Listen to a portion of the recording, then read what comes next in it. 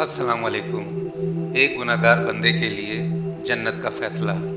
हज़रत अबू हुरैरा रज़ी अल्लाह अन्हु से रवायत है, कहते हैं रसूल पाक सल्लल्लाहु अलैहि वसल्लम ने इरशाद फरमाया, एक आदमी ने अपने ऊपर बहुत जुल्म किया, अल्लाह ताला की नाफरमानी में पूरी लाइफ गुजार दी, और जब उसके मरने का टाइम आया तो अपने बेटों को बुलाकर वसीयत की, ए बेटों, मेरे मरने के बाद मेरी लाश को जलाकर उसकी कुछ राख को समुंदर में डाल देना और कुछ को हवा में उड़ा देना, ताकि मेरा नामो निशान ख़त्म हो जाए और मैं हिसाब व किताब के लिए दोबारा ज़िंदा ना किया जाऊं।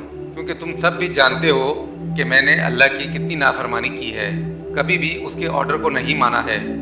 अब मुझे बहुत डर लग रहा है, अगर मैं दोबारा ज़िंदा किया जाऊंगा और अल्लाह ताला ने मुझे पकड़ लिया तो वो मुझे ऐसी सज़ा देगा जो दुनिया जहां में किसी को ना देगा। जब वो आदमी मर गया तो उसके बेटों ने उसकी वसीयत पर अमल करते हुए उसकी राख को हवा में उड़ा दिया और समुंदर में बहा दिया।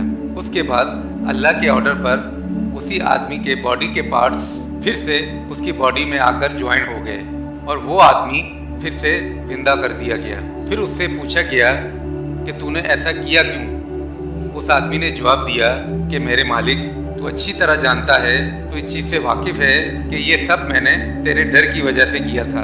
हज़ूर सल्लल्लाहु अलैहि वसल्लम ने ये किस्सा बताने के बाद कहा, अल्लाह ताला ने उस बंदे को माफ़ कर दिया और उसकी बख्शिश का फ़ैसला सुना दिया।